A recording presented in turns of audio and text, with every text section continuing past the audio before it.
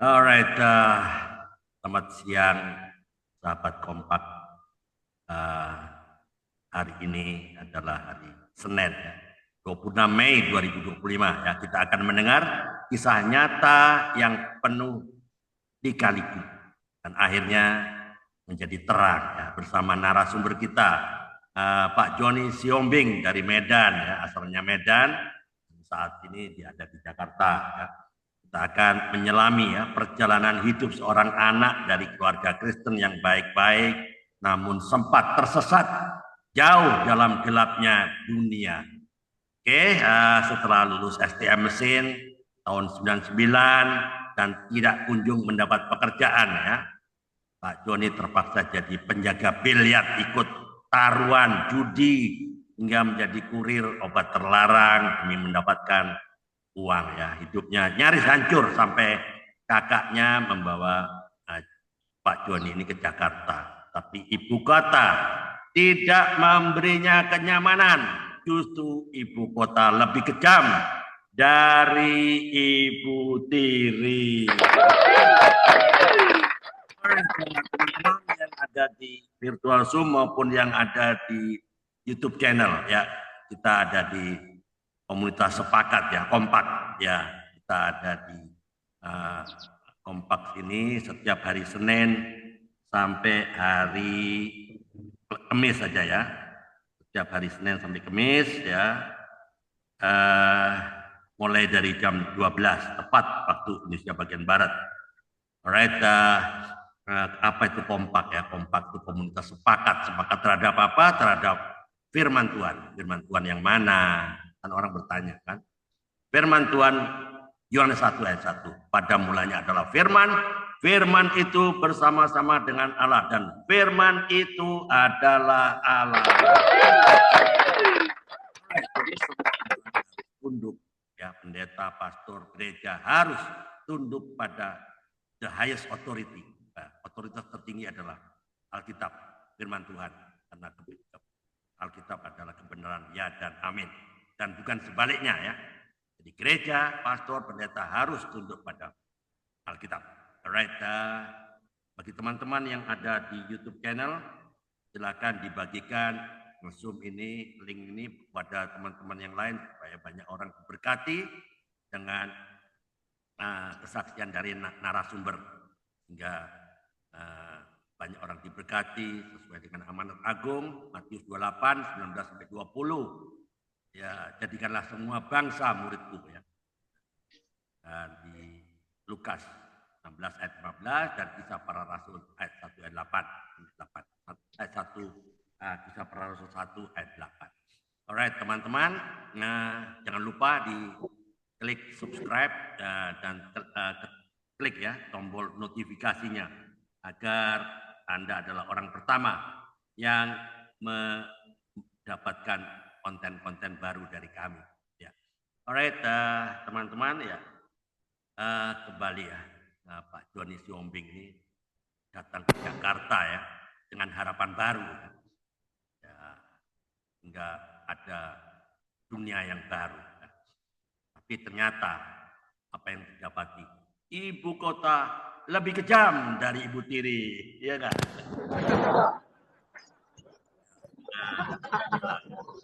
Ya, Pak Joni, ya, dengan idenya, ya, pergi ke Surabaya. Namun karena di Surabaya terhadang dengan bahasa dan keterasingan, ya, bahasanya beda sama Jakarta, kan, bahasa Jawa, Madura, ya. Pak Joni hanya bertahan beberapa bulan, ya. Pak Joni kembali ke Jakarta dan hidup sebagai pengamen, preman, dan intinya Pak Joni sangat membenci orang Kristen, ya. Karena apa? Ya, nanti kita lihat, ya. Tapi di tengah kegelapnya jalanan, terang kasih Kristus datang melalui keteladanan orang percaya. Pak Joni bertobat, ya, dan disinilah dan kini justru menjadi penginjil bagi mereka yang pernah hidup seperti dia di jalanan. Jangan lewatkan kisah transformasi luar biasa ini hanya di podcast Kompak Siang, ya. Sebelum itu kita Kita tunduk kepala dan kita berdoa. Ya Bapa di surga, yang penuh kasih, kami mengucap syukur untuk hari ini, untuk kesempatan yang Bapak berikan kepada kami semua bisa berkumpul dalam podcast Kompak Siang. Terima kasih karena Bapak hadir di tengah-tengah kami dan Bapak yang memimpin setiap rangkaian acara dari awal, pertengahan sampai akhir. Pada siang hari ini kami menyerahkan seluruh jalannya podcast ini ke dalam tangan kasih-Mu, khususnya kesaksian dari saudara kami Pak Joni Siombing. Kiranya setiap kata yang disampaikan boleh menjadi berkat, penguatan, dan pengharapan bagi setiap pendengar. Biarlah melalui kisah nyata ini banyak orang boleh melihat bahwa Bapak adalah Allah yang sanggup mengubahkan hidup siapapun dari jalanan yang gelap menuju jalan terang-Mu yang penuh kasih. Pimpin narasumber Pak Joni Siombing dan semua yang terlibat dalam acara ini agar semuanya berjalan lancar di dalam nama Tuhan saja yang dipermuliakan. Nama Tuhan Yesus Kristus kami berdoa dan mengucap syukur. Sama-sama katakan amin. Alright, Pak Joni, mohon maaf ya, saya enggak bisa buka kamera ini, terkunci, tidak tahu kenapa ini. Ada sesuatu yang fail ya di peralatan saya nggak bisa buka ya. Ya memang kurang enjoy lah. Saya nggak enjoy. Saya nggak lihat saya sendiri. Ya oke. Mohon maaf teman-teman. Kalau boleh, kalau tidak berkeberatan, teman-teman yang tidak dalam keadaan darurat boleh buka kamera supaya Pak Joni di hadapan teman-teman, tidak di hadapan tembok atau layar kosong ya. Karena saya sayang sekali, saya sebetulnya nggak bisa buka kamera. Oke teman-teman, kalau ada keadaan darurat ya nggak apa-apa, tutup kamera. Kalau tidak ada keadaan yang emergensi boleh buka kamera. Oke teman-teman yang di YouTube channel, kita akan mulai podcast ini. Pak Joni silahkan ceritakan secara singkat ya Pak Joni, apa yang terjadi, ceritakan secara singkat bagaimana tentang keluarganya ya, berapa saudara kandung, dan apa kegiatan sehari-hari Pak Joni saat ini, dan apa yang menjadi target Pak Joni. Silakan. The time start now. Podcast saatnya Kompak Siang bicara. Silakan.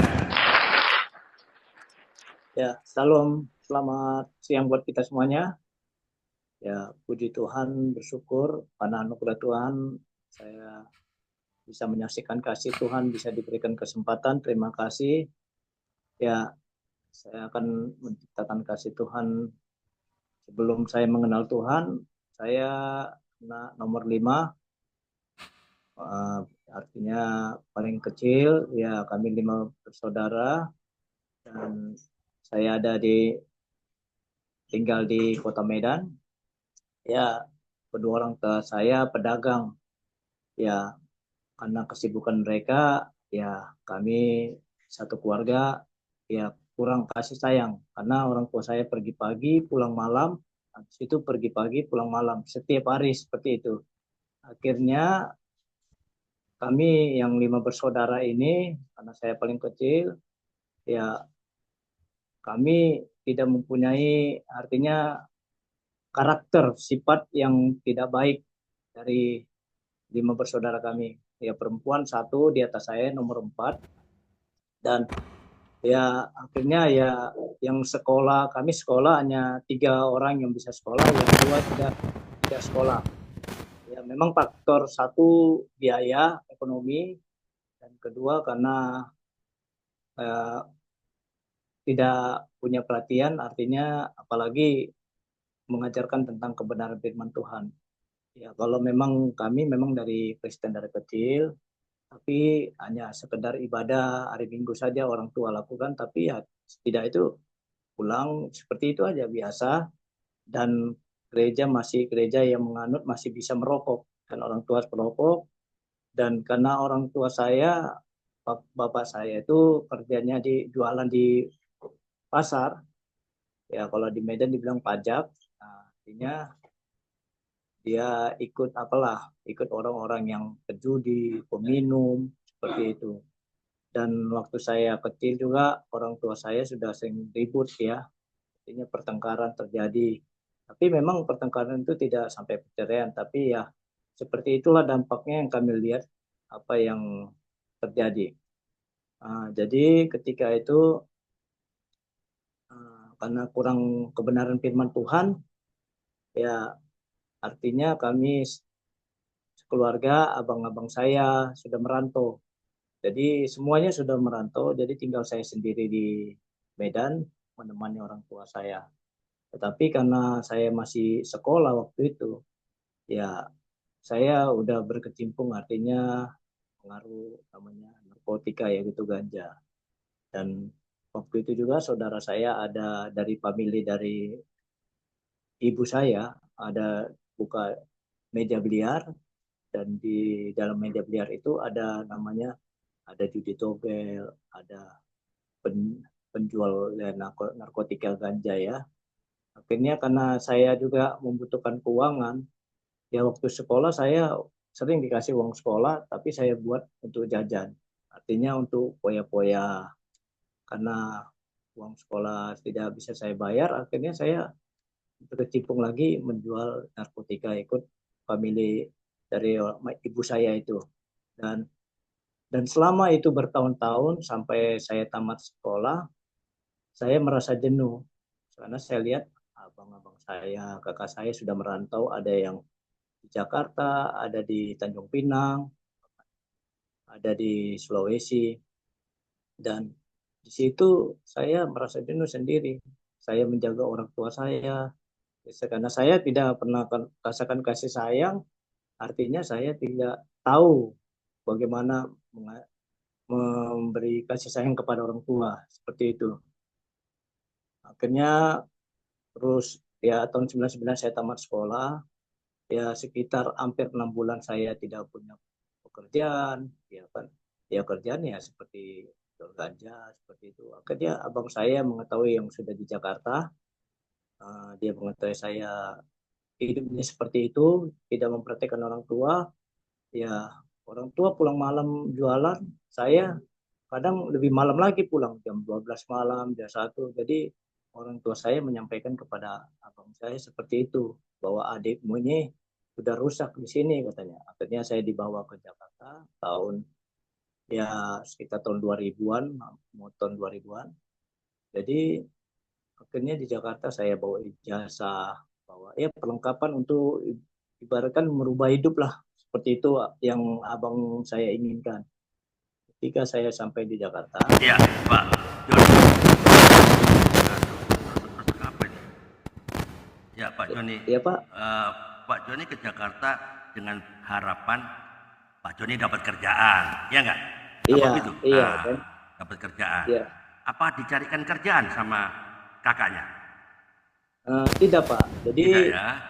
sebenarnya saya nggak tahu tujuan mau ke Jakarta itu karena abang saya membawa karena melihat saya situasi saya rusak di Medan Pak. Oh, oke, oke. Jadi Iya, melepaskan dari dunia yang ya dalam tanda kutip iya. ya rusak Yang di punya Medan yang ya. punya yang Ya. yang Oke, punya kerinduan itu abang saya sebenarnya oke. Apa? supaya saya dapat kerjaan. Oke. Sementara di Jakarta, abang mencoba mencarikan pekerjaan, betul? Eh, Tidak sama sekali Pak. Dia sibuk dengan Oh, pekerjaan dia sendiri Pak. oh dia sih. Selama iya, Oke. Sementara dengan ijazah STM di Jakarta sulit ya untuk cari kerja, betul? iya Pak. Oke. Iya Pak. Jadi sementara belum dapat kerjaan, apa kegiatan Pak Joni waktu itu lulusan STM? Apa Ya, kerja? Ngapain di rumah? waktu, waktu itu abang saya masih tinggal sendiri ya, belum berkeluarga ya. Jadi Oke. saya ya nyuci bajunya, membersihkan rumahnya seperti itu Pak. Jadi Oh, ya oke. Oke. mengurus dia dia pergi pagi pulang malam ya saya rapi-rapiin ya selama kurang lebih 4 bulan lah Pak seperti itu. Oh, ya oke. Jadi abang belum berkeluarga tapi sudah punya rumah, betul? Iya Pak. Oh, hebat ya. Abang belum belum keluarga tapi sudah siap-siap punya rumah sendiri, betul? Iya, Pak. Jadi disuruh adiknya untuk beres-beres rumah lah sebelum dapat kerja. Tapi adiknya merasa bosan 4 bulan di Jakarta. Ngapain aku di sini? Terus berniat untuk merubah hidup dengan pergi ke Surabaya, betul?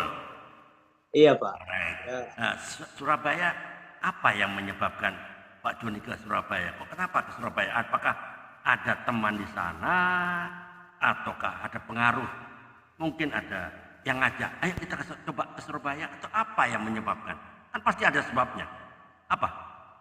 ya, Nah, kalau tujuan sih belum belum belum pasti ada, juga. ibarat Belum pasti belum juga. ada sama sekali. Ya, belum Eh, ada. Tapi kenapa Surabaya yang dituju? Kenapa? Pasti ada. Kenapa enggak ya, ke Semarang saja, ke Jogja aja? Kenapa Surabaya yang dituju? Apa?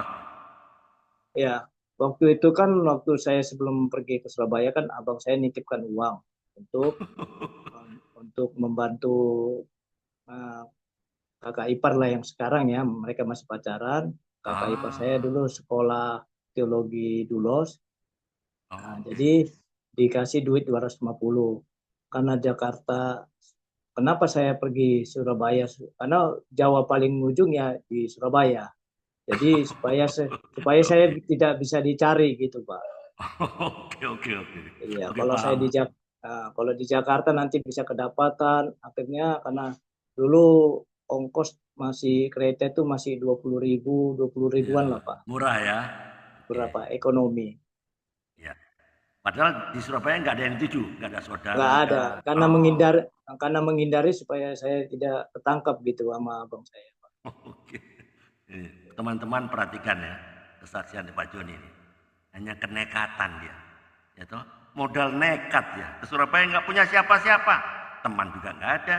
Hanya menghindari dari abangnya yang sudah menitipkan uang 250.000 tiap bulan, tapi ternyata tidak diberikan, dipakai sendiri untuk naik kereta api, ya enggak? Iya, Ini kali ya, ya nggak apa-apa. Ya, jadi terima kasih atas kejujurannya. Waktu di Surabaya kan di stasiun Pasar Turi ya. Pasar Semut, Pak. Oh, Semut, stasiun Semut.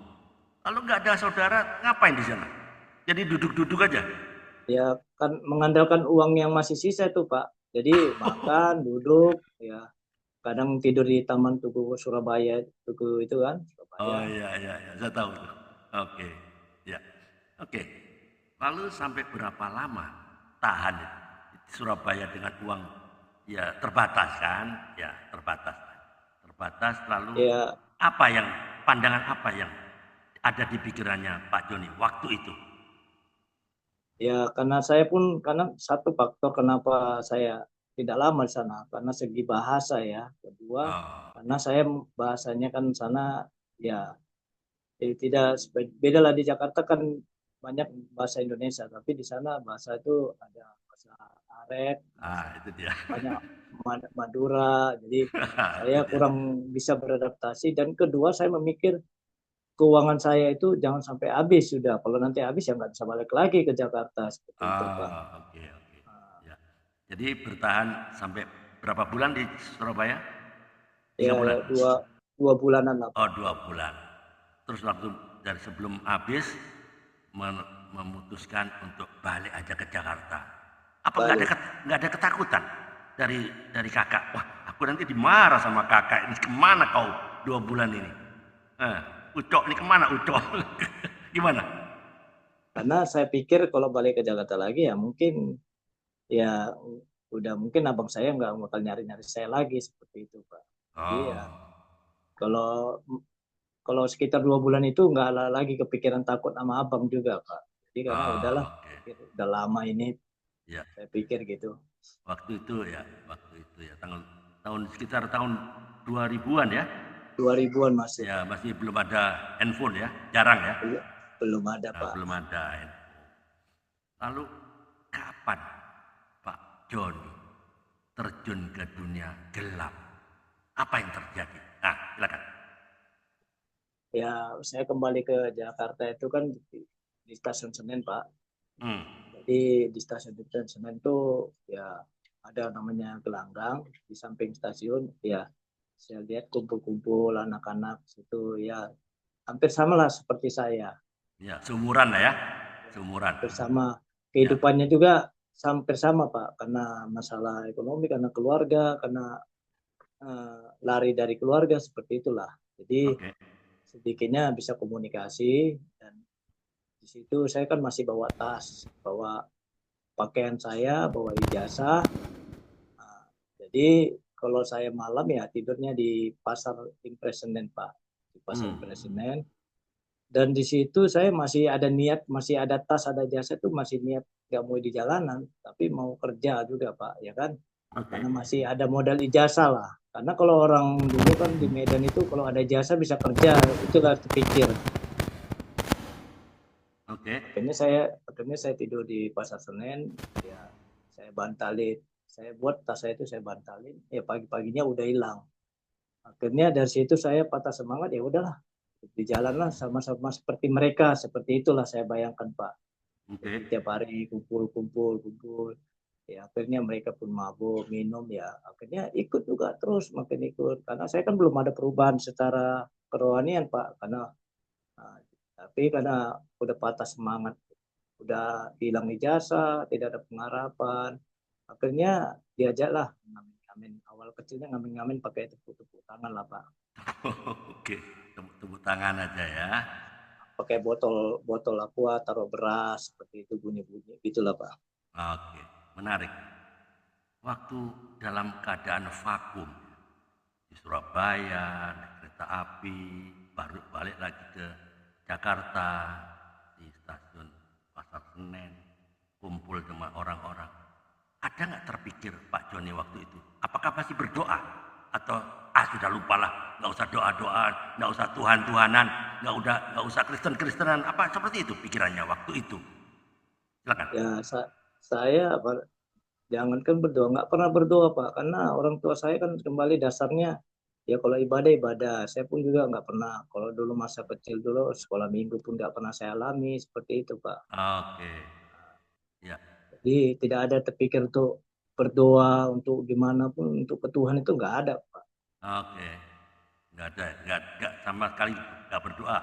Waktu di Medan pun, waktu di eh, eh, meja biliar, waktu kerja di biliar pun nggak pernah berdoa juga ya, walaupun dekat dekat rumah ya, nggak berdoa juga Iya, ya. Oh, nggak jadi, sama sekali nggak ada Pak. jadi doa bukan gaya hidup Pak Joni sebagai orang Kristen ya. Pak Joni orang Kristen sekedar rutinitas agamawi, betul? Iya, Oke. KTP Kristen aja Pak. KTP Kristen tanpa pertobatan itu KTP, itu Iya. KTP adalah Kristen tanpa pertobatan. Oke, saya sapa dulu. Selamat siang Ibu Dewi Rati, apa kabar? Ibu Dewi Rati dari mana? Sedang Pak. Maaf nggak buka kamera Pak. Iya, saya punya kamera juga terkunci juga. Saya pun nggak bisa. Saya sendiri nggak bisa buka kamera sendiri. Ada problem di laptop saya. Iya. I hate this condition. Ya, Ya, selamat saya siang nggak apa-apa, semuanya. Bu Dewi ya. Kalau ada kegiatan nggak apa-apa, nggak buka kamera ya. Alright, Bu Dewi, kita ada di podcast ini setiap hari Senin sampai Kamis saja, ya. Senin sampai Kamis mulai dari jam 12 tepat, ya. Kita tidak tunggu orang. Jam 12 tepat kita jalan, go, ya. Ibu Dewi yang dari mana? Dari Cilacap itu kan? Bukan, saya Oh, dari bukan. Bekasi Pak. Oh, Ibu Dewi yang lain. Oke, selamat bergabung ya Bu Dewi. Bu Dewi dari mana lingsumnya? Dapat dari lingsum dari mana? Ah, Pak Andre kan pernah ini saya Oh, saya lupa pernah ya. bikin di podcast itu kan. Oh, pernah Heeh. pernah jadi Ya, narasumber sini kah? Iya. iya. Oh, iya Properti iya iya ya, iya iya. ini Kalau properti. sudah pernah jadi narasumber ya pasti ada undangan. Oke, Bu Dewi, terima kasih atas Ya, eh, sama-sama Pak. ya, atas partisipasinya ya. Oke, Pak Joni. Eh, sampai berapa lama Pak Joni menghadapi dunia yang gelap ya?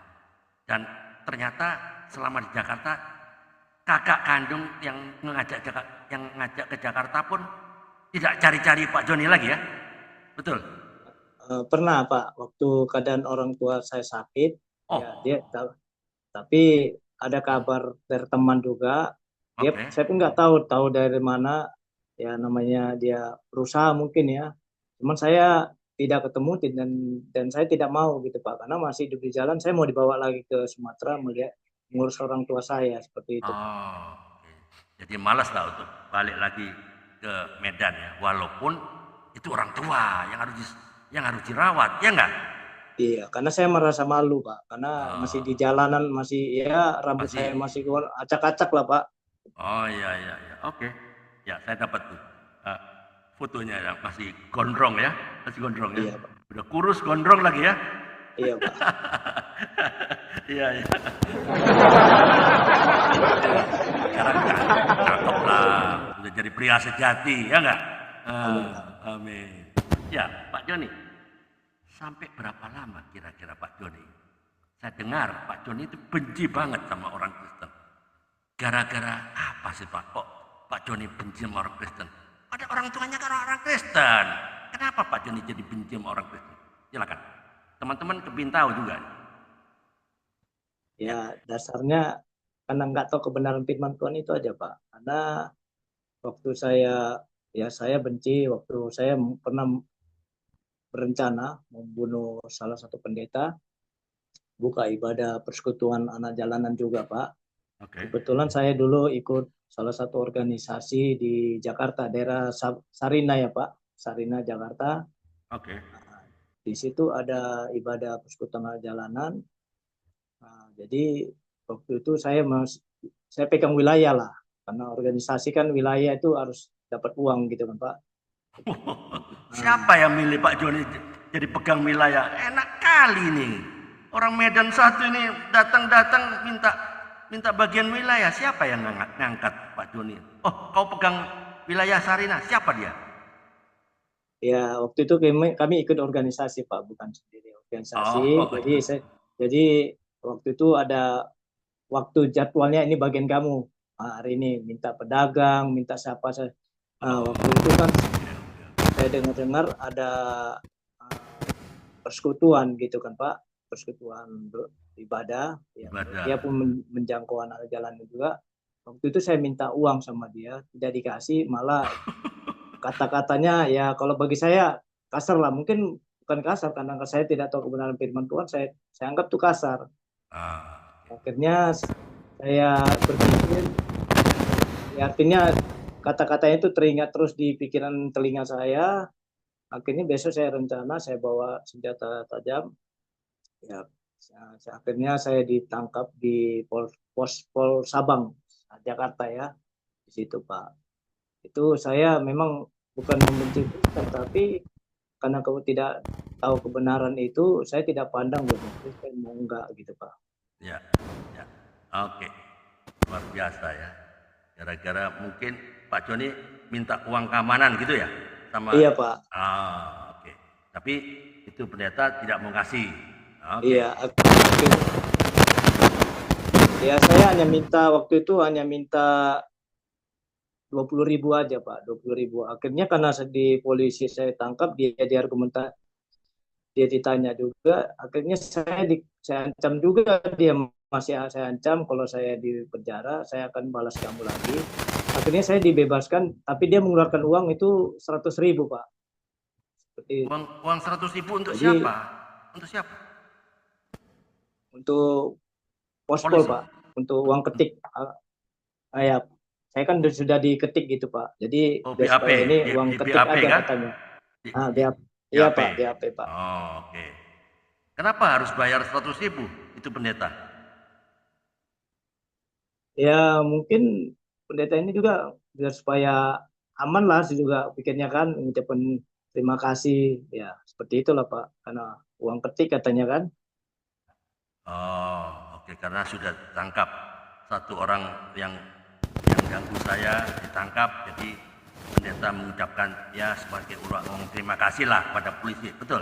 Seperti itu kan? Iya, Oke. supaya keamanan dia selanjutnya biar supaya tidak saya ganggu lagi Pak, seperti itu. Oke, oke. Ya. Oke. Sampai berapa lama Pak Joni sepertinya membenci orang Kristen, dan apa yang terjadi? Kok Pak Joni bisa berubah? Coba ceritakan kepada teman-teman semua. Ya, saya 12 tahun hidup di jalanan. Ya, saya puji Tuhan bagaimana kasih Tuhan bisa merubah saya itu lewat teman saya yang dulu sama-sama hidupnya hancur lah. Nah, hidupnya main perempuan, jual minuman, ya minuman keras, ya judi, segala macam lah. Artinya Tuhan pulihkan dia dan dia menjadi figur dalam kehidupan saya. Saya lihat ada perubahan yang luar biasa lewat teman saya yang sama-sama hidup keras di jalanan. Jadi saya lihat dia perubahannya bukan karena dia berkhotbah ya Pak, bukan dia berkhotbah, tapi satu sisi lihat secara karakternya, cara bicaranya, kayak cara dia benar-benar memberikan sesuatu, memperhatikan saya itu ya tidak seperti di jalanan. Kalau di jalanan ini kan kalau lagi senang ya dia berteman, tapi saya lihat ini dalam keadaan saya seperti itu, dia sudah berubah, dia masih memperhatikan saya. Itu yang saya lihat dari teman saya yang sudah dipulihkan Tuhan dan bahkan sudah menjadi pendeta sekarang. Oke, itu teman dari Medan juga kah? Bukan Pak, dari Jambi, latar belakangnya dari seberang Pak. Oh, dari Jambi ya, sehingga menginspirasi Pak Joni ada perubahan karakter yang tadinya tidak seperti itu bisa berbalik, ya tak? Betul, Iya, gitu. iya. Oke. Lalu untuk Pak Joni sendiri, apa yang terjadi setelah itu?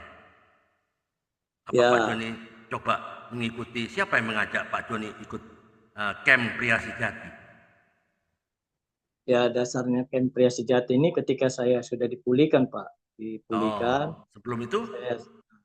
Artinya saya kan teman saya yang rekan saya ini kan dia sekolah, ada sekolah Alkitab dia.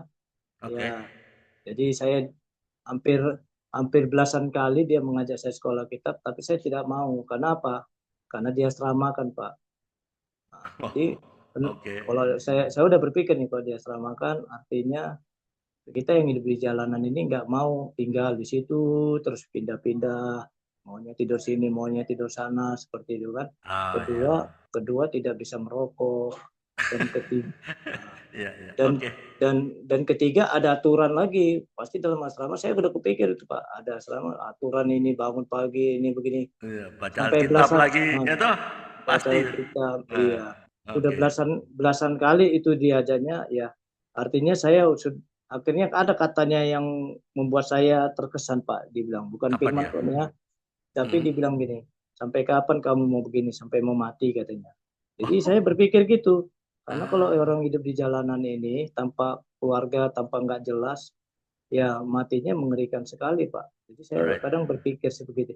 Dan dia juga berkeluarga, sudah berkeluarga, kamu nggak mau seperti saya, seperti itu dia bilang Pak. Karena saya lihat sisinya udah berkeluarga, ya saya pun ya secara manusia rindulah pengen berkeluarga gitu Pak. Jadi pengen ada masa depan seperti dia, saya lihat. Ya. Ya.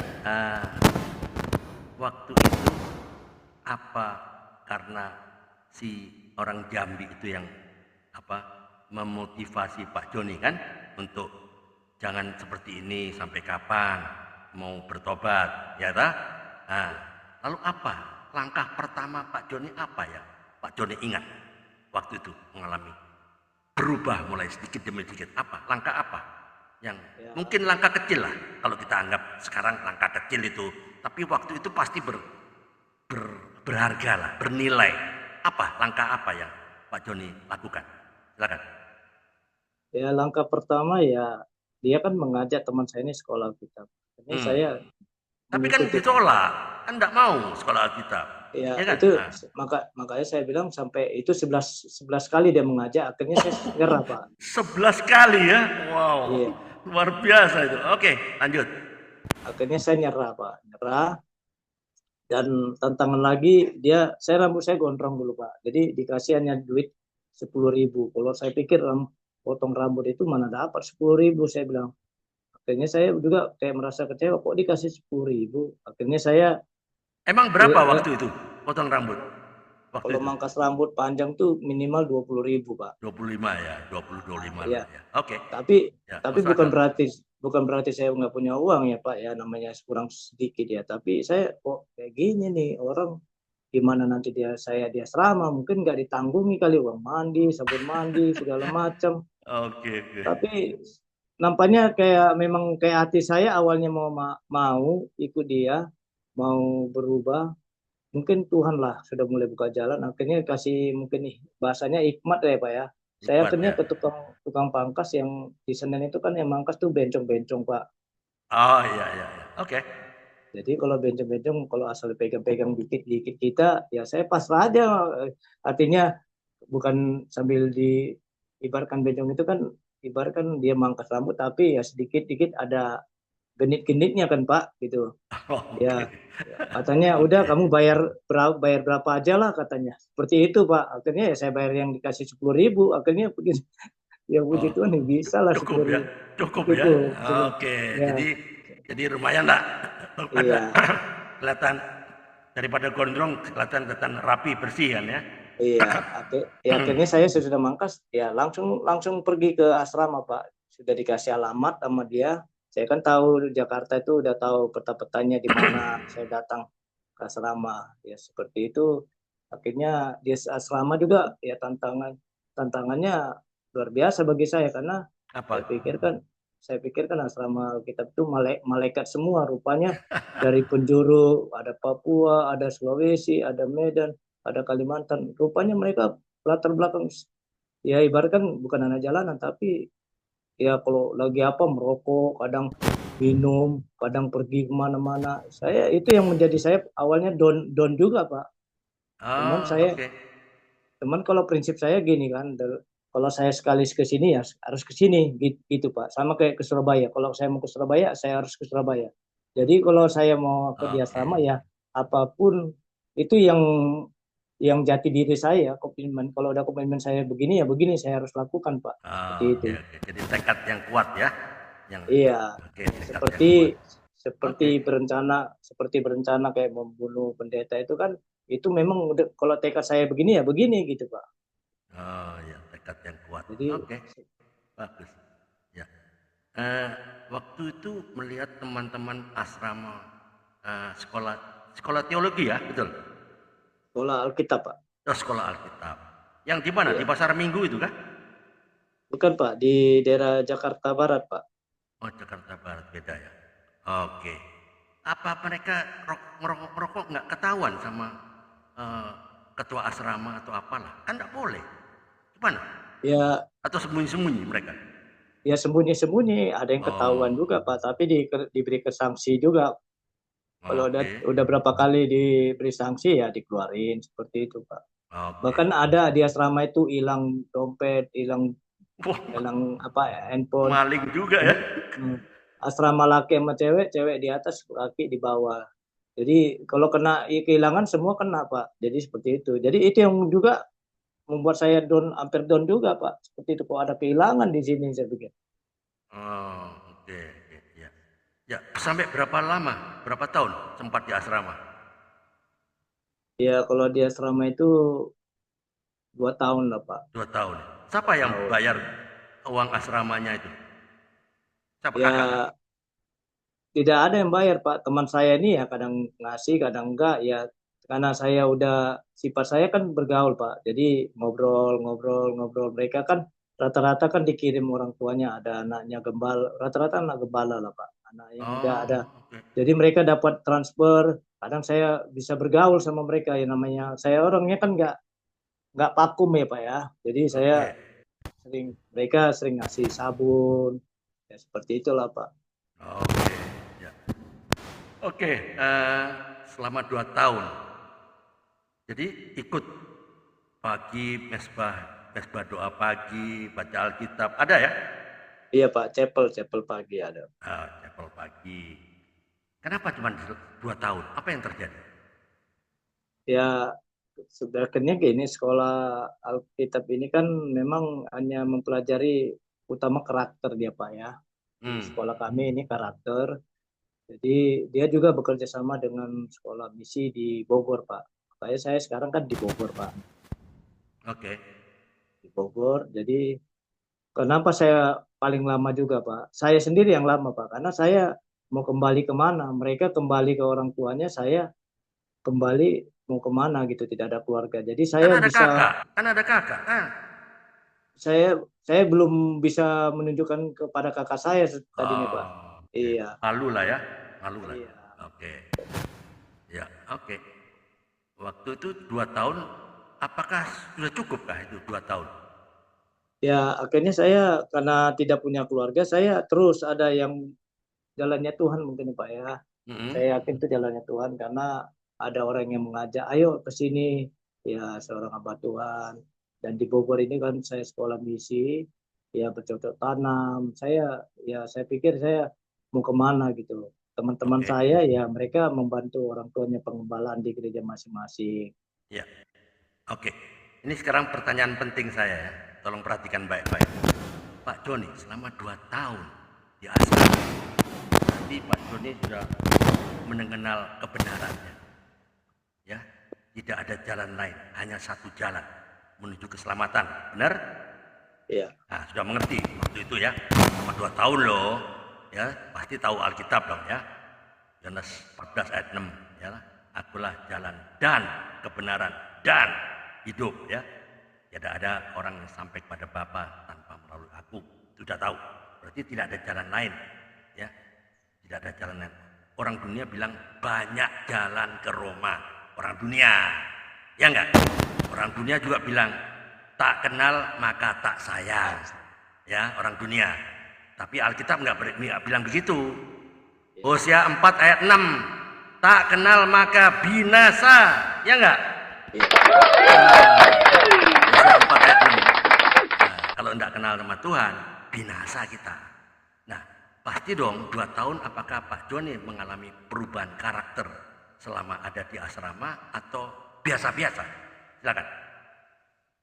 Ya kalau waktu di asrama itu ya tidak total ya Pak berubah ya, karena saya tadi seperti saya bilang ada orang teman-teman saya masih begini-gini, dan beberapa orang juga dikeluarkan karena perilakunya.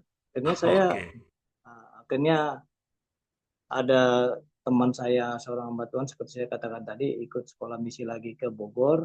Dan situ yang sebenarnya di situ yang membentuk saya langsung di lingkungan Pak. Karena kan misi ini kan di lingkungan tidak di asrama. Jadi ada sih asramanya tapi tidak, ya dia belum dengan warga-warga sekitar.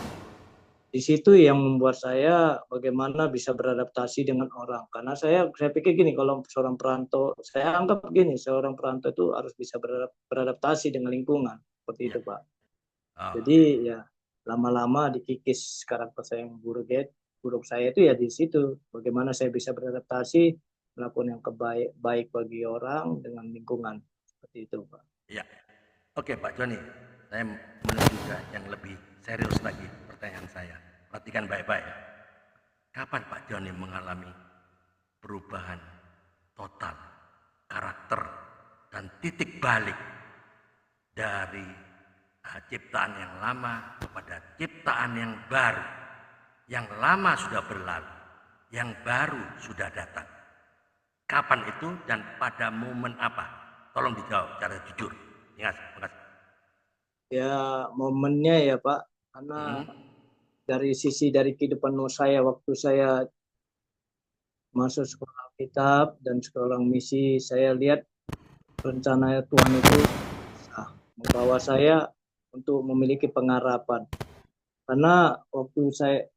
Karena membuat itu sesuatunya dari ketika saya menerima Tuhan Yesus di dalam kehidupan saya. Ada firman Tuhan, ini tidak kebetulan secara firman Tuhan yang pertama saya dapat di sekolah Alkitab, 2 Korintus 5 ayat 17. Jadi siapa yang ciptaan baru ada di dalam Kristus adalah ciptaan baru, yang lama yang berlalu sesungguhnya yang baru sudah datang. Ayat ini memang pertama saya dapat di Alkitab. Tapi ketika saya ada di dalam lingkungan seperti tadi, kalau kalau saya tidak di dalam Kristus, artinya saya tidak bisa berubah dalam kehidupan saya. Karena sesuatu hal, saya dulu kan sempat masuk di penjara 4 tahun ya Pak ya. Sampai didoain, di firman Tuhan nih, diibaratkan ditumpang tangan, ya segala macam.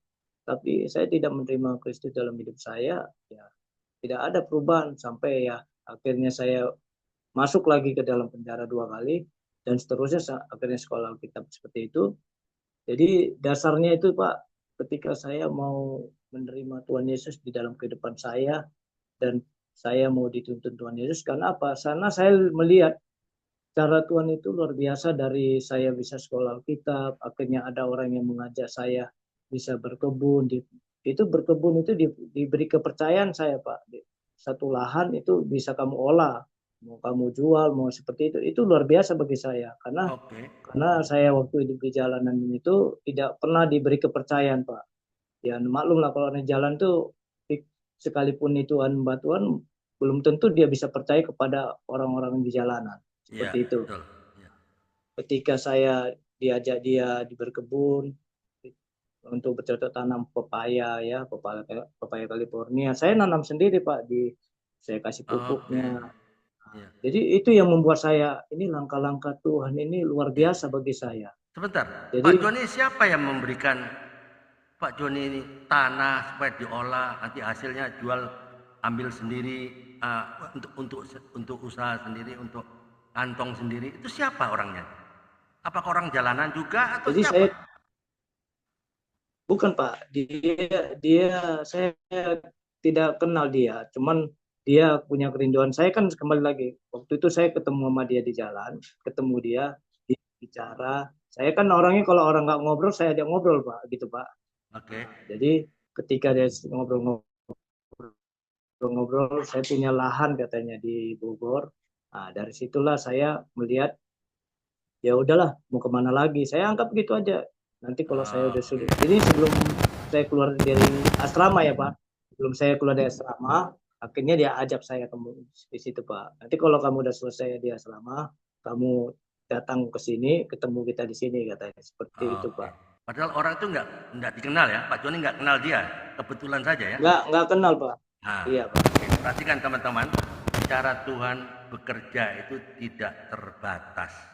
Dalam segala situasi, kondisi apapun, Tuhan bisa pakai siapa saja, termasuk orang tadi yang tidak dikenal sama Pak Joni, ya bisa saja, ya itulah jalan Tuhan. Oke, saya berikan teman-teman yang mau bertanya. Pak Karel, mungkin ada yang mau tanyakan, silakan. Atau ada teman-teman yang mau bertanya, silakan buka mikrofonnya. Ya, silakan Pak Karel. Ya, selamat siang Pak Joni. Ya, salam Pak. Halo. Ya, selamat siang Pak. Iya Pak. Selamat siang Pak Joni. Ya, salam. Selamat siang Pak. Ya, saya selamat siang Pak Joni. Saya mau tanya Pak, pada waktu Bapak masuk ke, saya dengar cerita tadi dua kali masuk di tahanan ya? Iya Pak. Di asrama. Asrama itu.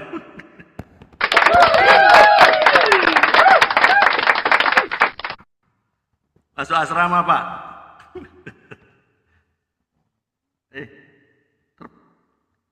Terkunci itu mikrofonnya Pak Karel.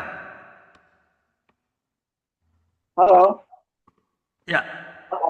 Ya, silakan. Ya, tadi terkunci tadi. Asrama apa itu Pak? Asrama apa Pak? Penjara lah Pak. Penjara lah Pak. Iya. Asrama juga itu Pak. Asrama juga, oke.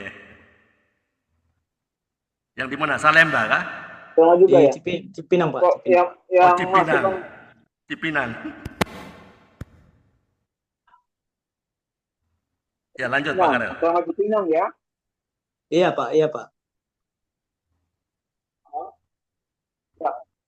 sama Cipinang ya.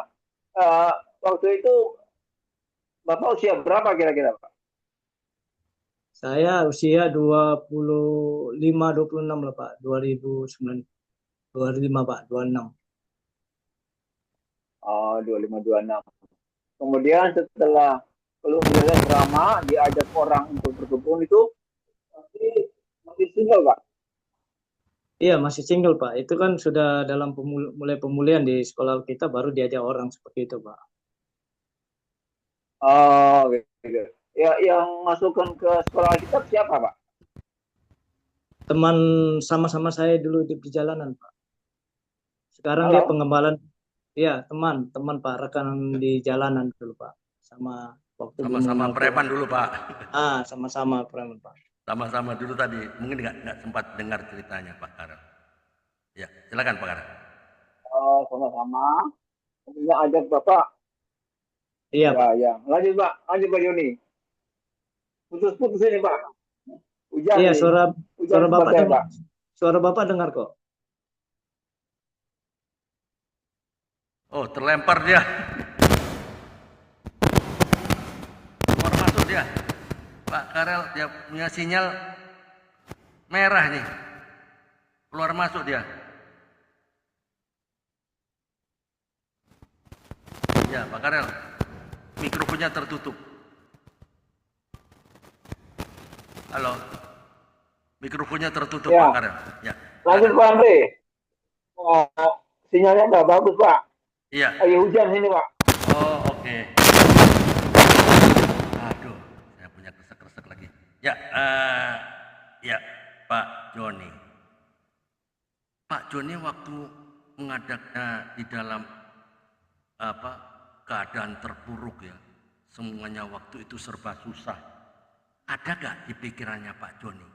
Saya anak Tuhan, kenapa Tuhan tidak tolong saya? Orang di luar sana yang tidak kenal Tuhan, kok dia hidupnya fine-fine aja, dia enak saja, tambah kaya, tambah gemuk, tambah diberkati, dia berlimpah-limpah. Orang yang kenal Tuhan, dan saya anak Tuhan, dari keluarga anak Tuhan, kok saya tersiksa rasanya? Apakah ada pikiran yang Pak Joni di situ? Silakan. Ya, sekali lagi saya tidak ada berpikiran situ Pak, karena saya tidak pernah berbicara tentang Tuhan, karena dasarnya saya tidak pernah dengar kebenaran firman Tuhan. Jadi bagaimana saya bisa bicara tentang Tuhan? Saya tidak pernah berpikir sekalipun terburuk saya dalam kehidupan saya waktu di jalan, bicara tentang Tuhan itu nggak pernah Pak. Oh, oke. Ya, tidak pernah ya.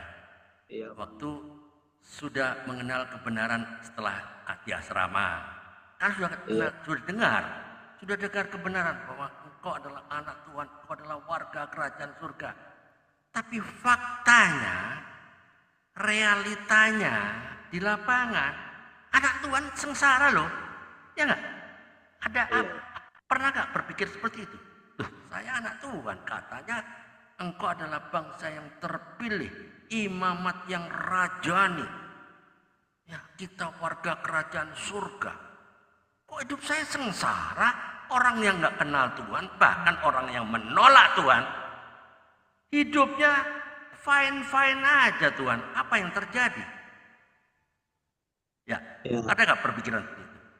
Silakan. Ya, tetap sekali lagi saya tidak pernah membandingkan diri saya dengan orang lain, bahkan melihat keadaan orang lain yang kenal Tuhan, dia seperti Bapak bilang, kok hidupnya berbeda.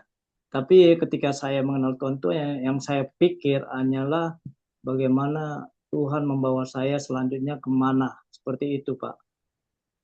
Jadi saya berserah. Kehidupan saya ini kan dasarnya awalnya ya udah berserah aja. Waktu belum mengenal Tuhan berserah, mau mati mau hidup, bahkan mengenal Tuhan sampai sekarang saya hanya berserah aja Pak. Saya nggak tahu, saya dalam hati saya tidak pernah membandingkan. Sekalipun saya hidup sebegini, saya lihat yang tidak mengenal Tuhan kok hebat, kok bisa mereka punya sesuatu. Yang saya bahkan sampai sekarang saya mengenal Tuhan, saya hanya bisa berserah kemana Tuhan arahkan saya ke depannya, seperti itu Pak. Oke, jadi tidak ada pernah rasa Sepertinya saya anak tiri, sepertinya Tuhan diam, sepertinya Tuhan bersembunyi, sepertinya Tuhan tidak adil.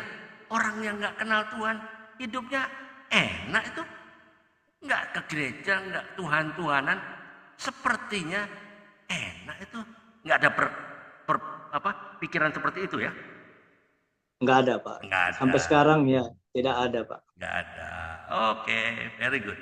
Saya sapa dulu. Ini Ibu Ria, orang dari Torino, Itali. Apa kabar? Lambat masuk ya Bu. Ya, nggak tahu ceritanya nih Bu. Ya, selamat datang di podcast Kompak Siang. Kita ada setiap hari Senin sampai Kamis, mulai jam 12 waktu Indonesia bagian Barat, berarti jam 7 waktu Itali. Harusnya jam 7 udah bangun dong. Kalau masih tidur ya telat Bu masuknya. Jadi nggak paham apa ceritanya. Ada yang mau ditanyakan Bu Ria? Saya kasih kesempatan.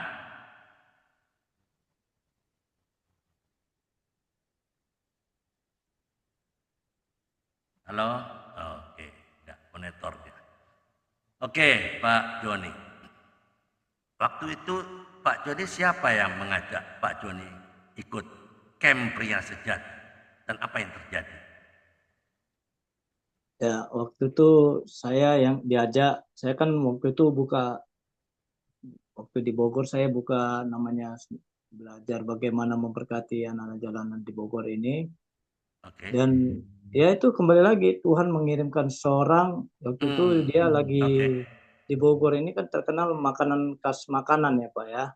Jadi mereka tiba-tiba dari Jakarta banyak itu ke Bogor untuk menikmati makanan Bogor. Di situ saya ketemu waktu di jalan juga, habis pelayanan tuh anak jalanan di sini. Nah, jadi dia ngobrol-ngobrol, Bang, udah nikah belum? Saya bilang, saya kan waktu itu belum nikah. Jadi belum Bang, nggak apa-apa, Pak nikah ikut aja camp ya di Jakarta katanya. Seperti itu Pak. Jadi saya tidak tahu orang itu nggak kenal saya Pak. Oh nggak kenal. Gitu, iya. Oh, oke. Nah, ya tapi kan camp pria sejati bayarnya mahal. Apa dia yang bayar? Mahal itu pria sejati, saya tahu itu. Ya enggak? Iya Pak, bayar. Sekitar waktu itu mungkin sekitar 200-300 ribu ya? Iya, 250 Pak per camp ya. Itu kan dilakukan itu setahun bisa 2 kali, bisa sekali. Dan waktu itu karena saya kan ngekos ya Pak, yang ngekos ya saya ya dia bilang kamu tinggal sama siapa, ngekos saya bilang. Jadi ya selama saya ikut saya dinilai juga Pak, karena Jakarta Bogor kan jauh. Ya. Ya saya puji Tuhan ya, kadang mereka memberkati saya lewat ongkos juga kan. Camp juga dibiayai lah Pak. Memang ada yang diperhatikan mereka yang tidak mampu ya. Bagi saya bukan nggak mampu, tapi memang mereka memberikan saya sesuatu hal berkat ya? mereka yang membayari. Itu sampai 4-5 kali saya ikut camp itu Pak, diajak terus. Iya, oke. Ya, puji Tuhan jadi sekarang ini jadi fasilitator lah Pak, pembimbing. Jadi fasilitator. Iya. Very good. Ya Pak Joni, perubahan apa waktu Pak Joni ikut camp pria sejati? Pasti ada sesi yang Pak Joni pasti tidak bisa menahan air mata, ya kan? Ada sesi itu kan? Apa di situ? Ya. Waktu apa? Ya. Waktu kalau yang pertama kali Pak, camp pria sejati ini ada kan namanya Hati Bapa. Hati Bapa ini bagaimana mengasihi orang tua dengan anak. Saya karena itu ada ruang kesaksian juga Pak. Jadi figur seorang tua itu kan bicara hubungan anak dengan orang tua dan suami istri kan Pak gitu. Jadi karena orang tua saya tidak mencerminkan saya seperti ini, orang tua saya pemabuk, penjudi, bahkan hasilnya kan sama kami seperti saya ceritakan. Kami 5 bersaudara ya tidak jauh dari pohon, tidak jauh dari buah tidak jauh dari pohonnya, seperti itu kan Pak. Betul. Jadi itu yang membuat saya menangis ke orang tua saya. Kenapa saya hasilnya begini gitu. Jadi yang momentum bagi saya belajar ketika nanti saya berkeluarga ya saya mencerminkan seperti hati Bapak seperti itu Pak. Ya. Oke. Waktu itu menangis ya Pak Joni ya. Iya. Oke. Lalu kira-kira sampai waktu itu masih Pak Joni belum ketemu sama kakak yang waktu yang ngajak Pak Joni ke Jakarta, belum ketemu ya? Oh, itu udah ketemu Pak waktu wisuda saya sekolah kita Pak. Oh, oh wisuda Iya, sekolah saya kita pasti kaget dong. Kakaknya waktu itu kaget ya? iya dia sangat senang sukacita lah Pak. Ibaratkan saya Puji undang Tuhan.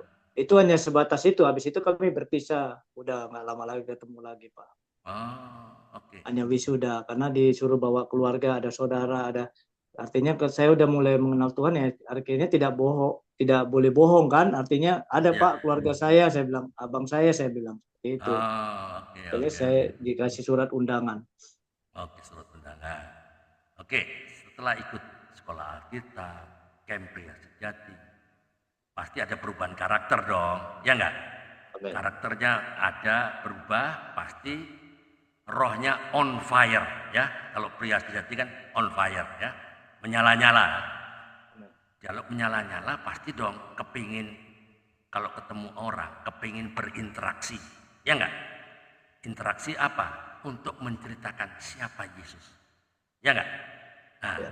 waktu itu apa yang terjadi? Pernah enggak pada waktu Pak Joni menceritakan siapa Yesus kepada orang yang tidak dikenal, ya, mungkin di ruang tunggu stasiun kayak stasiun bus kah, atau di ruang tunggu rumah sakit kayak, terus bercerita menceritakan siapa Yesus pada orang lain yang belum kenal. Kira-kira pernah nggak Pak Joni ditolak? Silakan.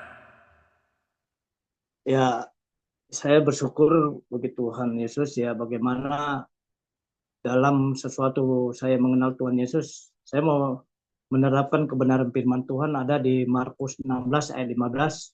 Oh, ya. Beritakan Injil bagi semua Amanat orang. agung itu, amanat agung Ya. itu. Ya. Ya, Ya. kalau Matius 28 ayat 19 amanat agung, Ya. Markus 16 ayat 15 beritakan Sama. Injil bagi Ya. Ya, semua sama orang. itu. Artinya gini. Perintah itu. Jadi ya, Ya. pertama kali saya membacakan Injil yaitu di terminal Pak, Berenang Siang Bogor sini. Oke. Ya, dasarnya gini. Inti dasarnya segala sesuatu mengenal Tuhan itu saya beritakan Injil baru melakukan kebaikan. Jadi gitu. Oke. Ya, jadi setiap dasarnya kayak anak jalanan ini kan mereka sakit, ya bukan hanya didoakan saja tetapi memberikan obat. Ya. Mereka lapar seperti kebenaran firman Tuhan, ketika aku lapar, jadi dalam kebaikan itu diutamakan otoritas beritakan Injil ya, mendoakan mereka, menceritakan siapa sih Tuhan Yesus itu dalam keimanan kita untuk mereka seperti itu Pak. Ya dasarnya di terminal Berenang Siang Bogor sini Pak. Ya. Dan masalah ditolak ya tidak seperti Paulus ya, tapi pernah saya juga diarak-arak itu karena itu saya mengajak mereka camp juga saya bawa ke Jakarta karena camp pria sejati ini kan tidak melihat agama ya Pak ya. Iya. Tapi secara pribadi seperti Kristen lah kan, Injil beritakan. Nah, saya sampai didengar orang Bogor ini ada anak-anak sini dibawa, bahkan ada gereja setiap Natal saya bawa, mereka saya tampilkan nyanyi lagu-lagu rohani. Mereka kan alat musiknya lengkap tuh anak jalanan tuh, ciri khas anak jalanan. Nah, setiap tahun, kalau artinya di dalam Natal kan ada bingkisan, ada gereja, bang undang bang ini begitu.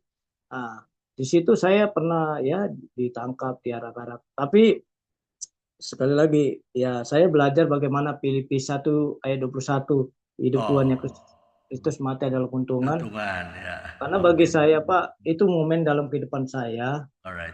Kalau saya dulu mati di jalanan, minum-minuman, perempuan, narkoba, udah pasti itu ke neraka. Tapi masa untuk Tuhan ya, kita udah memperoleh keuntungan, itu keselamatan yang Tuhan berikan.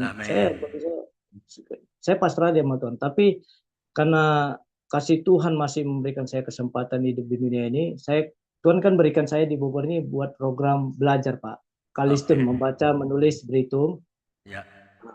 Kalau di Google bisa dibaca Rumah Singgah Anak Jalanan Kota Bogor, data-datanya ada situ.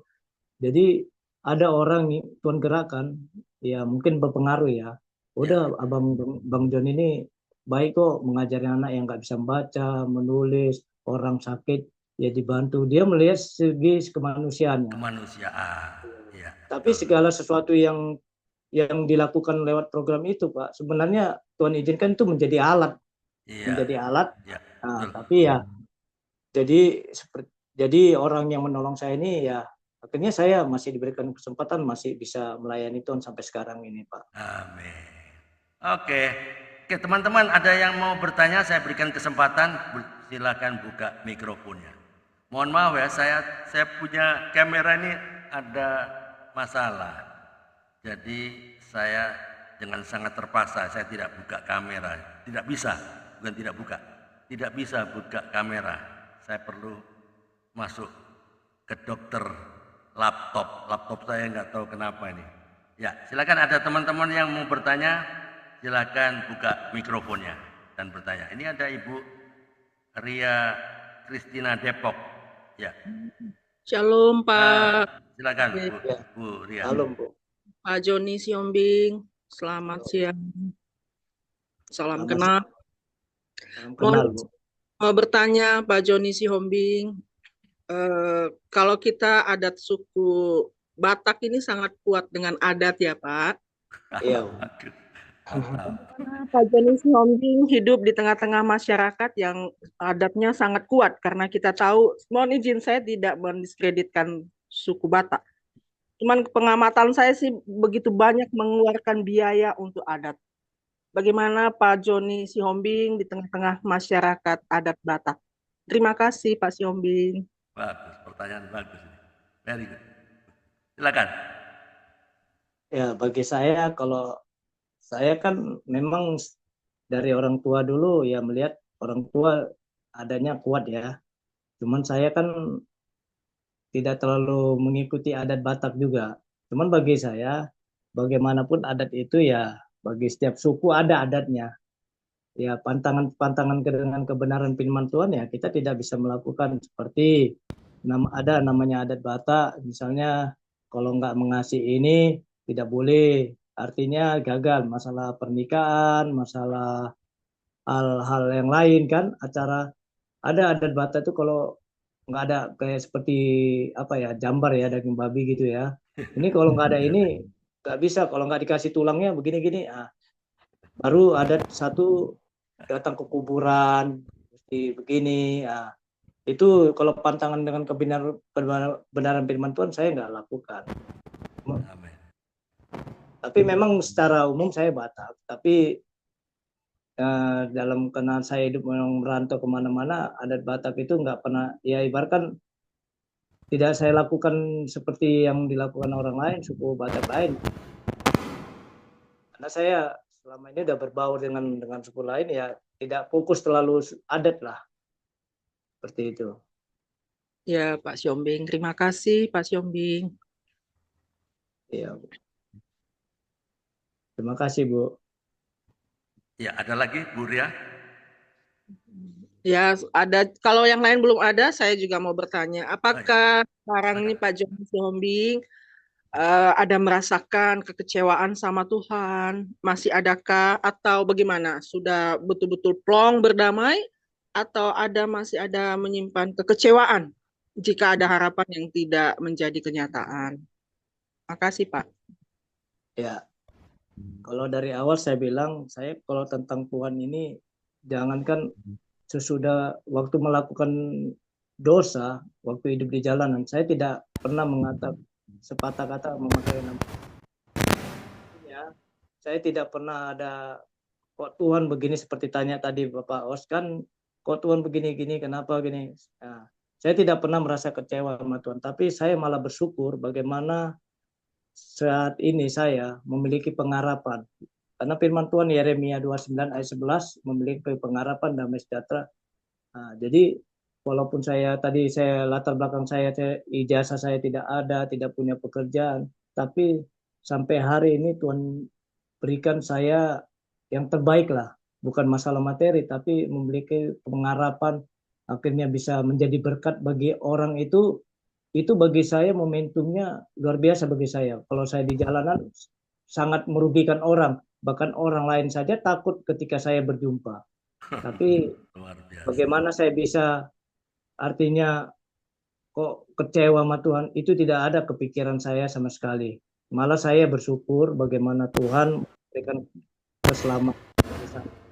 Seharusnya saya masuk neraka, artinya lewat keselamatan itu Tuhan memberikan artinya mahkota kehidupan bagi saya pribadi. Amin. Makasih Pak Siombing. Ya, benar sekali ya Pak. Orang yang besar dosanya itu besar bersyukurnya, sangat bersyukur. Jadi seperti apa namanya yang Maria Magdalena yang memiliki kaki Yesus kan, karena begitu dosa, itulah rasa syukurnya karena Tuhan menyelamatkan dia. Sama seperti Pak Sihombing. Terima kasih Pak. Terima kasih Bu. Udah Pak Andre, silakan yang lain. Oke, terima kasih Bu Ria. Oke, ada lagi yang mau bertanya? Sebelum kita akhiri, yang dari Itali nggak bertanya? Ya, oke, menarik ya hari ini apa yang disaksikan oleh Pak Joni. Ya, kegiatan untuk menambah penghasilan untuk keluarga. Kan Pak Joni sudah keluarga nih, ya toh? Iya, Pak. Apa kegiatan yang untuk menghidupi keluarga Pak Joni hari? Ya, saya jualan Pak, jualan. Ya, jualan bukan nggak punya barang sih, cuman rekan-rekan pria sejati ini kan ada misalnya jual ini Bang, jual ini Bang. Jadi saya seperti sales lah Pak. Jadi dapat persenan.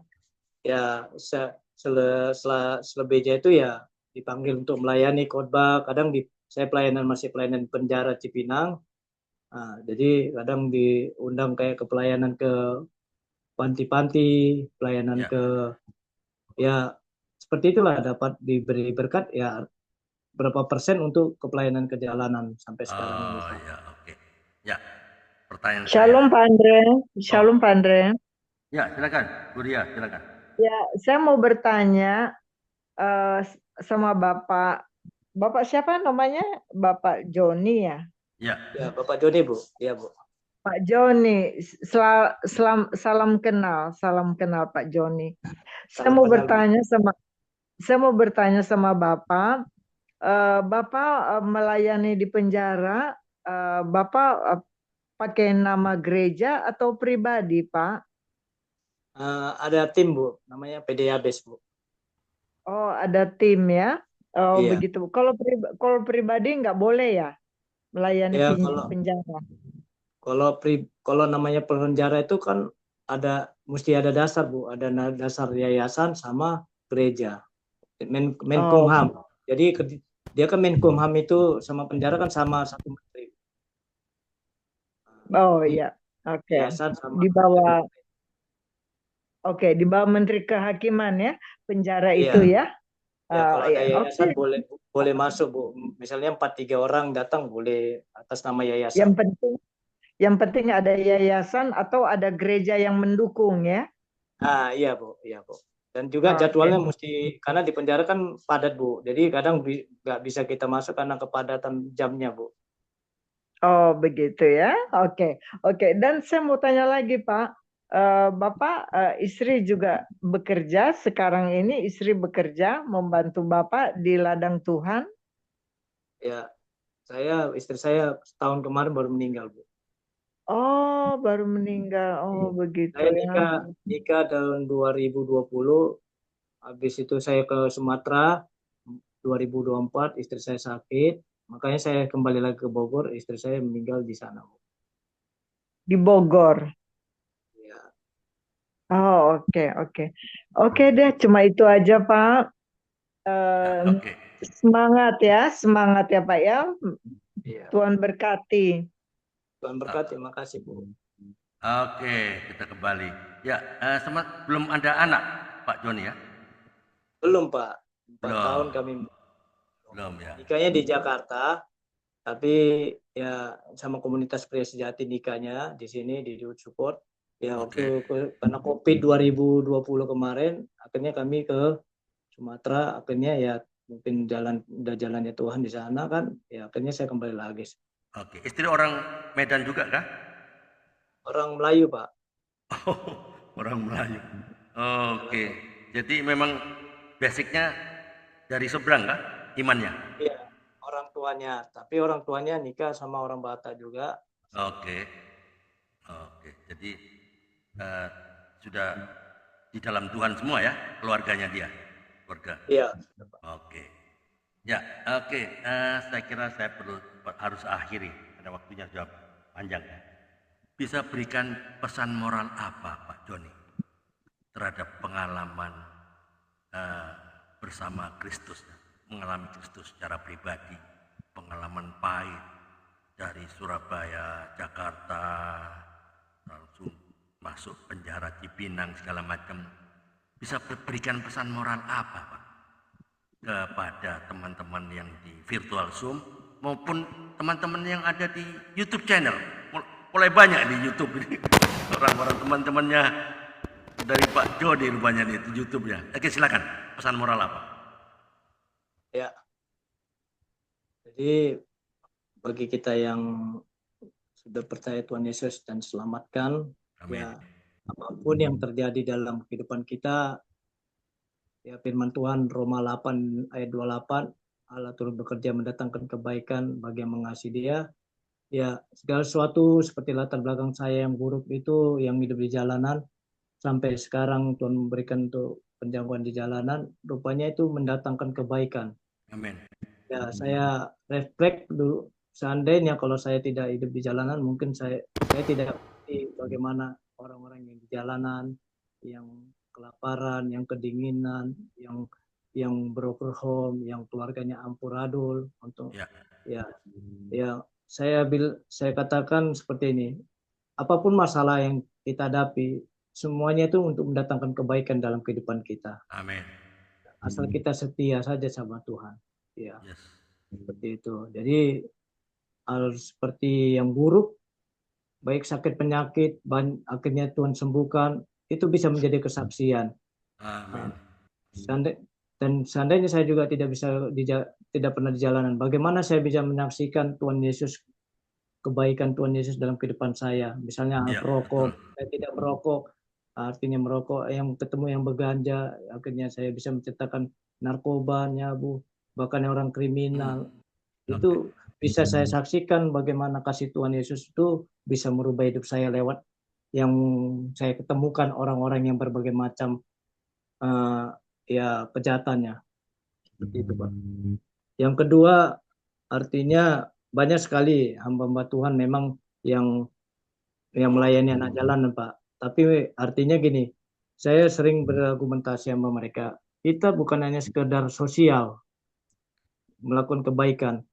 Kebaikan sosial itu menjadi alat, tapi prioritaskan ketika kita memberikan sesuatu, prioritaskan kebenaran firman Tuhan, mendoakan mereka, memberitakan kebenaran Tuhan, itu harus kita lakukan. Amin. Jadi banyak teman-teman yang pelayanan jalanan juga, ya artinya hanya sosial itu ya tidak ada faedahnya. Jadi makanya sesuatu itu ketika kita memberikan, ini dari Tuhan Yesus, bahkan kita doakan. Ya, saya beberapa kirim video sama Bapak juga, ya seperti itu, yang menyaksikan Tuhan Yesus itu. Amin. Betul. Ya, seperti itu, Pak. Oke.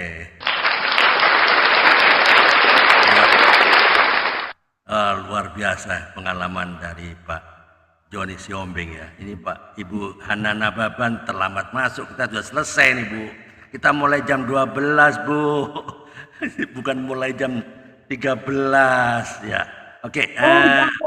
Pak iya Pak Yong. Maaf. Nggak apa-apa. Ya, next time ya kita mulai jam 12 ya. Oke. Kalau saya peres ya melalui kesaksiannya Pak Joni Siombing. Luar biasa loh Pak Joni. Orang Kristen tidak perlu takut akan tantangan. Itu yang saya dapatkan. Kesaksiannya dari Pak Joni. Pak Joni tidak takut loh tantangan. Ke Surabaya nggak ada yang kenal, enggak kan? Beda, bicaranya beda, ya nggak Pak Joni? Ya, Tapi Pak Joni nggak takut. Tidak takut tantangan. Jadi poinnya adalah kita jangan menjadi orang Kristen yang gampangan, yang imannya murahan, ya toh, yang selalu takut tantangan. Yang orang Kristen, ya kalau AC-nya kurang dingin, kursi kurang empuk, terus nggak mau ke gereja. Nah, ini banyak yang itu. Kalau parkirannya kurang nyaman, parkiran susah, nggak mau ke gereja, ya toh. Tapi orang Kristennya nggak di sini kok Pak Joni. Orang Kristen yang di Afrika sana, ya nggak? Di Afrika sana, di sini orangnya baik-baik.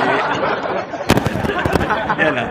Ya, orang Kristen itu tidak boleh takut susah. Orang Kristen tidak boleh takut tantangan. Sekalipun kita harus melewati masa-masa sulit, tantangan-tantangan yang tidak mudah dalam hidup kita. Saya mau bilang gini Pak Joni. Selalu ada penyertaan Tuhan di dalam hidup kita. Ya enggak? Nah, ini dia. Manakala kita tetap bersukacita di dalam tekanan. Ketika kita tetap bisa menjaga damai sejahtera di tengah masalah yang kita hadapi. Pertanyaannya, untuk apa kita punya iman kalau kita takut sama tantangan? Ya enggak? Orang Batak nggak boleh takut dong, ya enggak? Ya enggak? Jangan takut, orang Batak ini. Saya orang Jawa, Pak. Saya mau katakan, justru di masa-masa sulit, ya toh? Pak Joni yang mengalami kan masa-masa sulit terus, ya enggak? Masa yang penuh tantangan, itu yang membuktikan bahwa dia hidup. Ya, dia itu Tuhan loh. Tuhan Yesus loh. Dia berkarya di dalam hidup kita, di dalam hidup Pak Joni. Itu yang dialami kan Pak Joni selama ini. Yang mengerti boleh katakan amin. Tetap semangat, tetap memberitakan kebenaran, tiada hari tanpa memberitakan kebenaran, tiada hari tanpa bersaksi tentang Kristus, tiada hari tanpa memenangkan jiwa. Padi sudah menguning, saatnya sudah dituai, tapi pekerja kurang. Save the lost at any cost, selamatkan yang terhilang berapapun harganya. Tetap semangat melayani Tuhan. Sampai jumpa besok siang lagi dengan narasumber yang beda lagi. Makasih Pak Joni atas kesaksiannya.